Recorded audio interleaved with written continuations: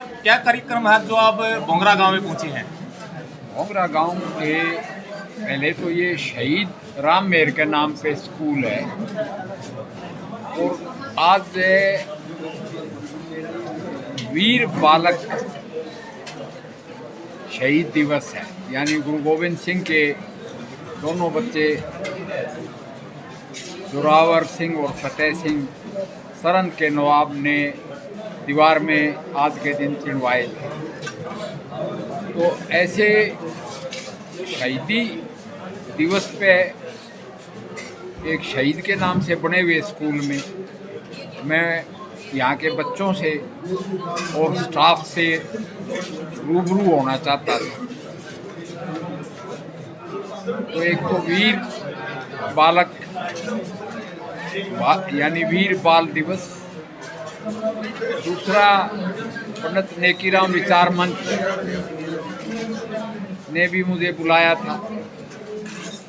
वो भी कहते हैं कि कोविड के लिए उन्होंने बड़ा काम किया, उनकी धर्मशाला को अवेलेबल कराया और कुछ भोंगरा गांव की भी फरमाइश थी।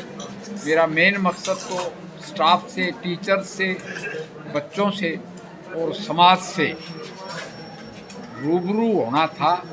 सामाजिक मुद्दों पे, नौकरी के मुद्दों पे और गांव की डेवलपमेंट के मुद्दों, यही था। उसमें मैंने कहा कि बच्चों की पर्सनैलिटी फॉर्म हो जाती है स्कूल में, खासकर 8वीं क्लास तक।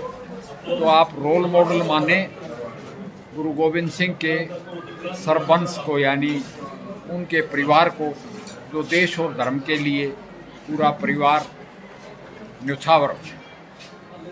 ये तो हमारा रोल मॉडल था। फिर आज के दिन बेरोजगारी सबसे बड़ी समस्या है हिंदुस्तान में, बढ़ती हुई आबादी इसका मुख्य कारण है और लोगों का गवर्नमेंट नौकरियों की तरफ झुकाव।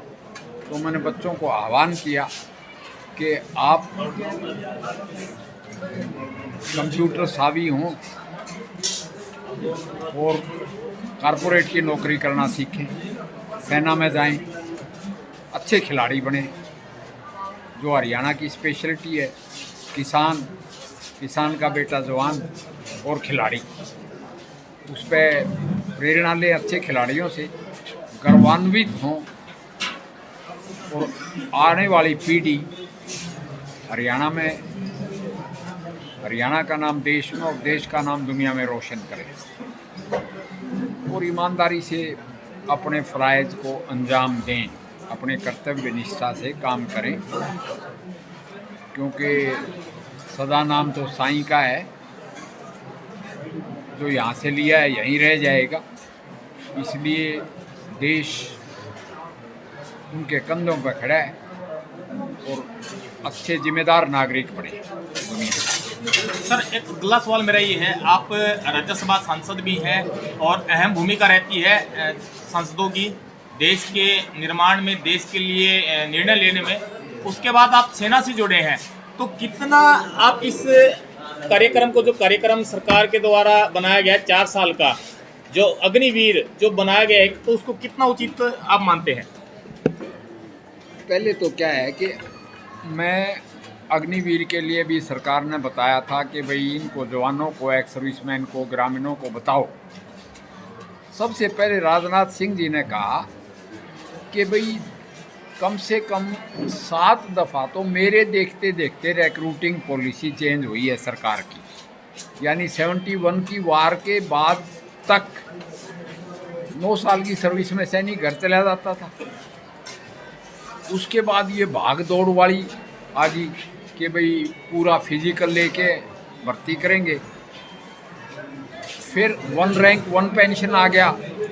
अब ये अग्निवीर वाली, अग्निवीर था तो फौज का ही प्रपोजल करगिल लड़ाई के बाद, कि जो यंग बच्चे हैं वो पहाड़ की सख्ती की लड़ाई, उस उम्र में उनकी एजिलिटी, स्मार्टनेस, चुस्ती, मतलब चुस्त और दुरुस्त ज़्यादा होते हैं, इसलिए सेना यंग होनी चाहिए।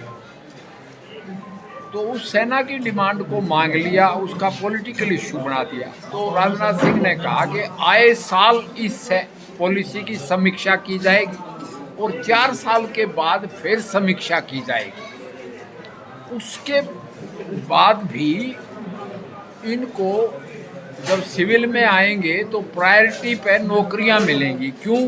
कि युद्ध का स्वरूप बदल गया। इस बदले हुए स्वरूप में टेररिस्ट का दर्जी की दुकान पे भी हमला हो गया, उसका सर काट दिया, जो वहाँ उदयपुर में दर्जी की दुकान पे, कहीं भी स्कूलों पे भी हमले हो जाते हैं। तो हर जगह एक ट्रेंड सोल्जर चाहिए, और ट्रेंड सोल्जर ज़िंदगी के हर एक वॉक ऑफ लाइफ में आएगा सोसाइटी में, जो अग्निवीर होगा। उसका हमारे मुख्यमंत्री ने भी कहा कि भाई जो हरियाणा के हैं उनको तो मैं हरियाणा पुलिस में एब्जॉर्व कर लूँगा, क्योंकि वो एक्स सर्विसमैन नहीं होगा, वो उस वक्त जवान होगा, 14 लाख रुपए उसकी पॉकेट में भी होंगे, एक्सपीरियंस भी होगा, कॉन्फिडेंस भी होगा, एजुकेशन भी ग्रेजुएट होके आएगा वहाँ से या टेक्निकल डिप्लोमा लेके आएगा, और उसको सिविल में रिजर्वेशन होगी। तो मुझे तो इस बात का डर है कि एक लड़का तो शायचिन ग्लेशियर पे बैठा और दूसरा हरियाणा पुलिस में आ गया, जो अपने बच्चों के साथ ही रहे। तो हमें डर ये है कि फौज की नौकरी कभी सारे नू का हम तो सिविल में जाएंगे। इसलिए हमने समीक्षा बोला है कि भाई हम यूँ भी कह सकता हैं सारे यहीं रहोगे, देश की ज़रूरत के मुताबिक यूँ भी कह सकते हैं 50% यहाँ 50% सिविल में। एयरफोर्स वाले सारे हरियाणा और क्या हिंदुस्तान एरोनॉटिकल लिमिटेड में एब्जॉर्ब हो जाएंगे। नेवी वाले सारे मर्चेंट नेवी में और मिनिस्ट्री ऑफ शिपिंग में एडजस्ट हो जाएंगे। आर्मी वाले ज़्यादा से ज़्यादा सीआरपीएफ और बीएसएफ यानी सेंट्रल पुलिस फोर्सेस में एडजस्ट हो जाएंगे। और बाकी जहाँ जहाँ बीजेपी की सरकारें हैं वहाँ मुख्यमंत्री ने वादा कर लिया है कि हम सबको एब्जॉर्व करेंगे। फिर भी मैं कहता हूँ कि ये पॉलिसी अभी अंडर समीक्षा है। तेल देखो तेल की धार देखो, और भ्रमित होने की ज़रूरत नहीं है। पहला पॉलिसी 5 साल के बाद इसका रिजल्ट निकलेगा। सर, आप मल्टी पर्सनैलिटी हैं और आप शिक्षक भी रहे हैं, तो एक शिक्षक के नाते आपसे सवाल रहेगा, आप एक विद्यालय में पहुंचे हैं, तो हरियाणा में विद्यालयों की और शिक्षकों की बड़ी कमी और बड़ी दुर्दशा है, तो इसके बारे में क्या कहेंगे? यस, पहले तो ये है कि शिक्षा एक प्रेफर्ड प्रोफेशन नहीं रहा। उसमें मैं ये कहूँगा, एक तो हरियाणा सरकार ने फैसला लिया है कि शहीदों के नाम पर विद्यालयों का नाम रखा जाए। मैं एक गांव में गया सुबाना में, वहाँ तो 20 शहीद थे। छोटा गांव में 2800 पर्ची और 20 शहीद। दूसरी बात, शिक्षकों की कमी। गवर्नमेंट ने वैकेंसीज निकाली हैं, शिक्षकों की कमी को पूरा कर दिया जाए, ये वादा है हरियाणा सरकार का। रही बात विद्यालयों की दुर्दशा, उसमें देखो मैं एक काम कहूँगा, कुछ विद्यालय के डिपार्टमेंट्स, कुछ विद्यालय मर्ज भी किए हैं जहाँ स्टूडेंट्स की संख्या कम थी। तो मैं ये कहूँगा कि जो ये दिक्कतें हैं इनको पूरा कर दी, इनको दिक्कतों का समाधान कर दिया। सर, एक अंतिम सवाल, आप एक डॉक्टर भी रहे हैं और हरियाणा में इस समय डॉक्टरों की बहुत भारी कमी है, तो जब तक कोई भी देश, कोई भी प्रदेश स्वस्थ नहीं होगा तो वो विकास कैसे करेगा? हरियाणा में डॉक्टरों की कमी है, जैसा कि मुख्यमंत्री ने बताया कि सिविल में और नौकरी में दोनों जगह 28,000 डॉक्टर चाहिए। उसमें मैं ये कहूँगा कि डॉक्टरों को ऑफ़र की जाएंगी कॉन्ट्रैक्चुअल जॉब्स। जैसे फौज क्या है, 5 साल के लिए कमीशन ऑफ़र करती है डॉक्टरों को, और 5 साल के कमीशन के बाद उनको पीजी ऑफ़र करती है। सिविल में भी आते हैं तो पोस्ट ग्रेजुएशन यानी MS MD।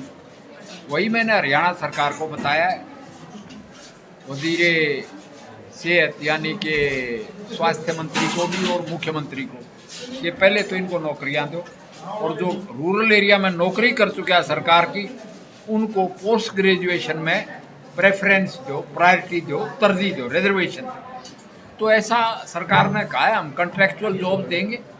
तो एक तो जनमानस को डॉक्टरों की सेवाएं उपलब्ध होंगी, वरना तो सारे डॉक्टर दिल्ली में जाना चाहते हैं, शहर में रहना चाहते हैं, गांव में आना नहीं चाहते। तो हम फौज में तो उनको भेज देते हैं फील्ड एरिया में, और फिर उनको MSMD भी देते हैं। तो वही पॉलिसी यहाँ लागू करनी पड़ेगी। सर, एक अंतिम सवाल, आपने एक अपने भाषण में पत्रकारों को लेकर बड़ी बात कही थी कि पत्रकार जो हैं ज़्यादातर बिकाऊ हो चुके हैं। तो जो समाज के मुद्दे उठाते हैं, जो समाज की समस्या उठाते हैं, उसकी आवाज़ को सरकार के द्वारा दबाया जाता है, तो उसके लिए आप क्या कदम उठाएंगे? नहीं, पत्रकारों के लिए मैंने ये कहा था, आज का भास्कर का हिसार भास्कर, वहाँ लिख रखा है कि जनरल साहब ने सवाल ही नहीं पूछे, जबकि असली बात यह है, मैंने इस सेशन में मातन हिल सैनिक स्कूल का मुद्दा उठाया, सरकार से मांगा कि ये लंबित पड़ा है 20 साल से, इसको बनाया जाए। मैंने नेशनल डिफेंस यूनिवर्सिटी का गुरुग्राम में मुद्दा उठाया कि ये भी लंबित पड़ी है, इसको भी बनाया जाए। और मैंने हिसार एयरपोर्ट का भी मुद्दा उठाया कि इसका सर्वोत्तम इस्तेमाल, ऑप्टिमम यूटिलाइजेशन की जाए। मगर ये सवाल जो थे हिंदी में भी थे, कुछ इंग्लिश में थी। मैं एंटी यानी कि मैरीटाइम एंटी पायरेसी पे भी बोला, फिर भी उसने, भास्कर ने लिख दिया कि जनरल साहब चुप रहे, उन्हें कुछ नहीं बोला। तो मेरा इशारा उस तरफ था, आपकी तरफ नहीं था। आप तो चौथा स्तंभ है, चौथे स्तंभ से एक पॉलिटिशियन थोड़ा ही झगड़ा कर सकता है, मगर ठीक पत्रकारिता होनी चाहिए, बगैर वेरिफिकेशन के। धन्यवाद।